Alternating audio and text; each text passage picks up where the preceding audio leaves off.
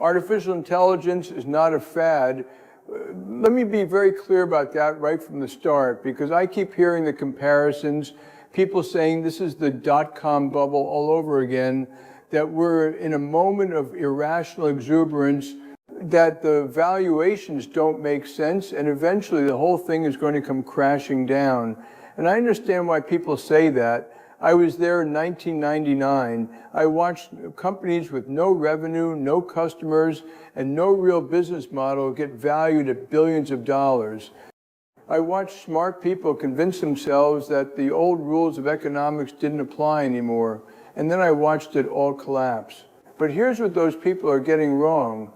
The dot-com bubble was built on speculation about what the internet might one day do. AI is already doing it. Right now, today, not in a lab, not in a PowerPoint presentation, in real operations, real businesses, real hospitals, real banks. The difference between then and now is the difference between a promise and a product.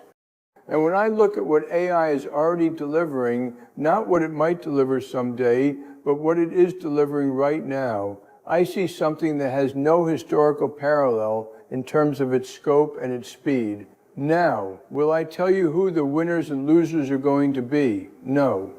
I won't do that. Nobody can. And anyone who tells you with certainty which companies are going to dominate AI in 10 years is either lying to you or fooling themselves. We don't know. What we do know is that the technology itself is real, the benefits are real, and the transformation is real. The question isn't whether AI changes the world. It will. The question is whether you and your company and your country are going to be ready when it does. At JPMorgan, we are not waiting to find out. We have over 400 use cases of AI deployed across the firm right now. 400. Not pilots, not experiments sitting in some innovation lab that nobody actually uses. Real, live production applications that are affecting how we work every single day. Let me give you some examples, because I think this is where the conversation gets real. In risk management, AI is helping us identify patterns in trading behavior and market data that human analysts would never catch in time. We're talking about systems that can process millions of data points simultaneously and flag anomalies in real time. The speed and accuracy of that is transformational. In fraud detection, AI has materially improved our ability to catch fraudulent transactions before they clear. And in a business where you're processing trillions of dollars in transactions, even a fractional improvement in fraud detection is worth hundreds of millions of dollars a year. In our legal and compliance operations, AI is reviewing documents at a speed and volume that used to require armies of junior analysts. I want to be careful how I say this, because I'll come back to the jobs question in a moment. But the reality is that the kind of document review work that used to take a team weeks is now being done in hours. And that frees up our lawyers and compliance officers to do the higher level judgment work that actually requires a human mind. In customer service, we're using AI to improve the quality and speed of how we interact with tens of millions of retail customers. In software development, our engineers are using AI tools to write better code faster with fewer errors. In investment research, we're using AI to synthesize enormous amounts of data and surface insights that help our analysts make better recommendations. And here's the thing, we're just getting started. What we're doing today is the beginning, not the end. The systems are getting better every single quarter. The capabilities that seemed futuristic 18 months ago are now in production. The capabilities that seem futuristic today will be in production 18 months from now. This is a compounding curve, and it does not flatten out anytime soon. I want to talk about speed, because I think this is the dimension that people most consistently underestimate. We talk about electricity as a transformational technology. It was, but it took decades, literally decades, for electricity to reshape the economy. It took years just to build the infrastructure, and then more years for businesses to figure out how to use it, and then more years still for the productivity gains to show up in the data.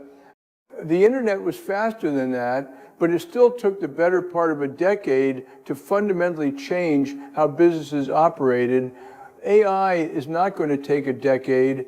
The adoption curve here is measured in years, not decades, and in some cases in months. Why? Because the infrastructure already exists. We already have the cloud, we already have the internet, we already have smartphones in the pockets of billions of people. The AI doesn't need to wait for the wires to be run or the hardware to be installed. It rides on infrastructure that's already built and already scaled, and the models themselves are improving at a rate that is honestly difficult to wrap your mind around. The gap between what GPT-3 could do and what the frontier models can do today, that happened in about 3 years. 3 years. Imagine what 3 more years looks like. The businesses that are not paying serious attention to this right now are making a strategic error that will be very hard to correct later. I'm not saying everyone needs to become an AI company.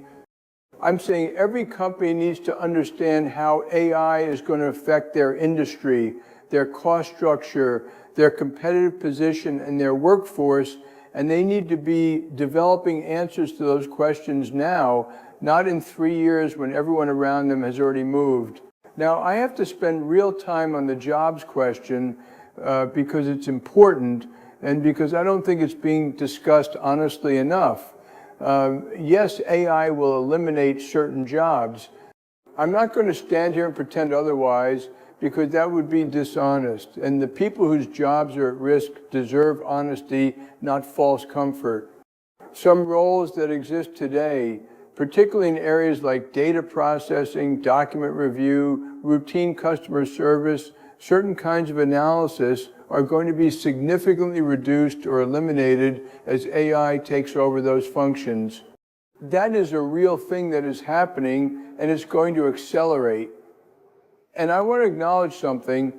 For the person who has been doing that job for 15 years, who built their life around that work, who has a mortgage and kids in school, the fact that AI is good for the economy overall means nothing to them in that moment. Their fear is legitimate. Their disruption is real. And it is the responsibility of companies like JPMorgan and governments at every level to not just acknowledge that reality, but to actually do something about it.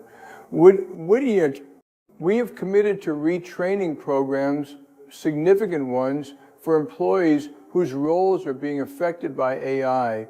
We are investing in education and upskilling, helping people move into roles that AI is creating or expanding rather than eliminating. Where job reductions do happen, we are committed to giving workers real transition time, real income support, and real pathways forward, not 2 weeks notice and a severance check, real support. But companies cannot do this alone. Governments need to be thinking seriously about this. The social contract around work is going to need to evolve. The education system needs to evolve. The kinds of skills we're teaching young people, the way we think about retraining mid-career workers, the safety net we build for people who are displaced, all of that needs to be updated for this new reality. And the time to start doing that is now, before the disruption hits at full scale, not after. Let me turn to something that I think about constantly and that I believe is the single biggest risk associated with AI, cybersecurity. This keeps me up at night in a way that almost nothing else does. When you have a technology that can process information and execute tasks at machine speed, and that technology is available not just to responsible companies and governments, but to every bad actor on the planet, every criminal organization, every hostile nation state, every ransomware gang, every fraudster, the threat surface expands in ways that are genuinely frightening.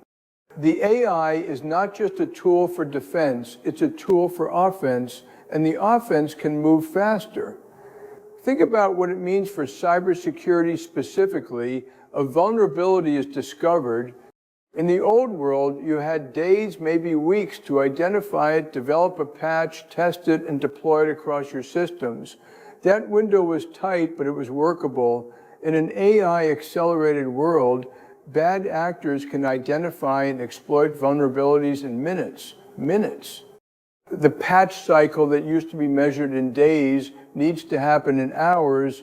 The threat intelligence that used to take teams of analysts days to process needs to be synthesized in real time. At JPMorgan, we spend over $15 billion on technology annually, and a significant portion of that is on cybersecurity. We have thousands of people working on this, and I still worry, because the adversaries are using the same technology we are, and in some cases they are using it with fewer constraints. The financial system is a target, it always has been, but the sophistication of the attacks is increasing in direct proportion to the sophistication of the tools available. What needs to happen, the financial industry needs to collaborate on this, even between competitors. We need governments to be partners, not bystanders. We need international frameworks, and I recognize how hard that is in the current geopolitical environment, but the alternative is a fragmented, every man for himself approach to cybersecurity that benefits nobody except the attackers. This is not a competitive issue between banks. It's a systemic risk issue, and it needs to be treated that way.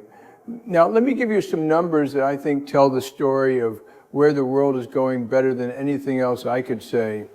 The 5 largest technology companies in the world, you know who they are on track to spend approximately $725 billion on AI-related investment in 2026.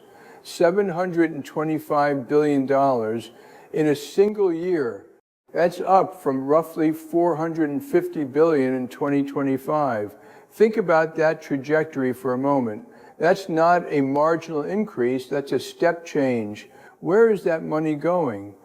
A significant portion is going to chips, NVIDIA and others who make the semiconductors that AI runs on.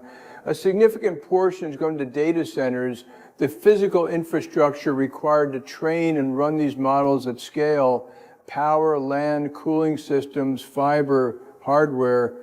The infrastructure build-out required to support this level of AI computation is one of the largest capital investment waves in human history.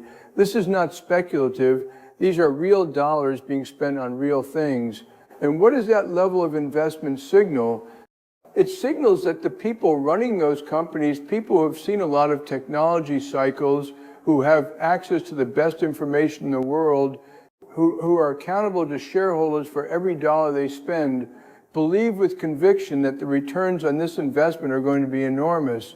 You don't spend $700 billion chasing a fad. You spend $700 billion when you believe you are building the infrastructure for the next 50 years of the global economy. And I believe they're right. Yeah. On the question of trade between the United States and Europe, and I want to connect this directly to AI because it's connected. Some of these disputes are simply counterproductive. The barriers that exist, the tariffs, the regulatory fragmentation, the geopolitical friction between countries that are supposed to be allies, these are own goals. They weaken both sides. And in the context of the global AI race, where the real long-term competition is between democratic market economies and authoritarian state-directed models, this kind of division between allies is a strategic gift to our competitors.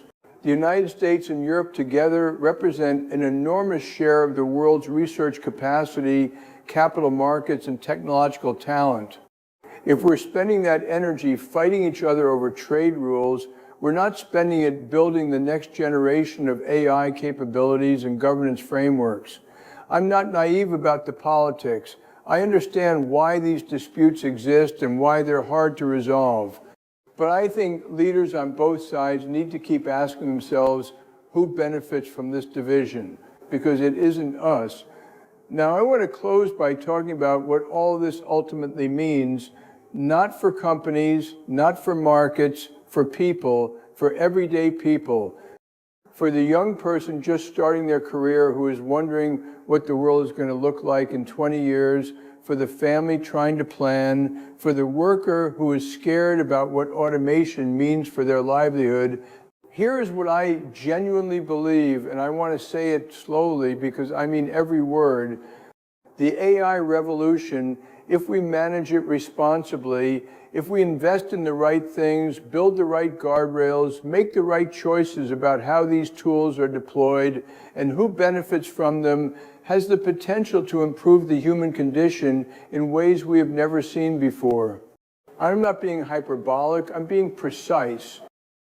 Think about healthcare. AI is already accelerating drug discovery in ways that are genuinely extraordinary. Diseases that have resisted treatment for decades are now being approached with tools that can analyze molecular structures and biological interactions at a scale and speed no human team could match. We are likely to see breakthroughs in cancer treatment, in neurological disease, in areas that have seemed intractable for generations, and AI is going to be a central part of how those breakthroughs happen. We may be the first generation in human history that gets to live meaningfully longer and meaningfully healthier because of what this technology makes possible. Think about productivity.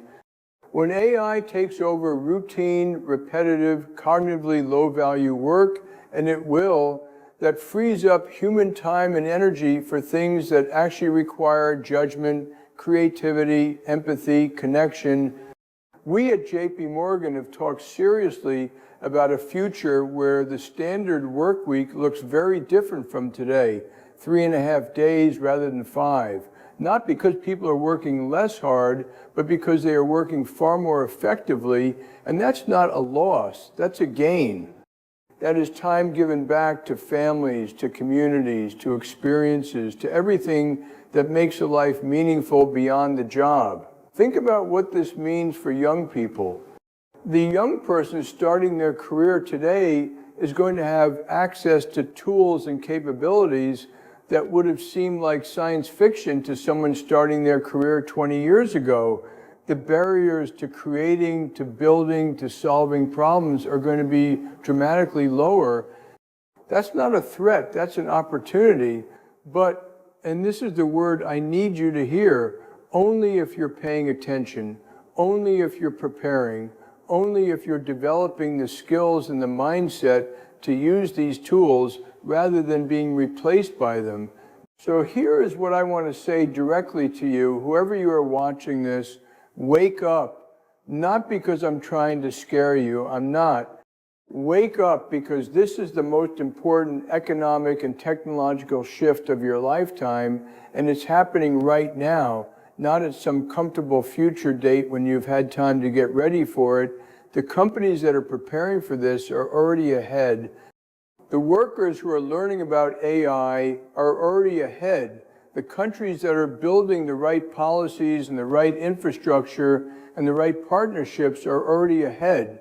And the gap between those who are ready and those who are not is growing every month. This shift does not wait for anyone. It does not send a polite notice asking if you're prepared.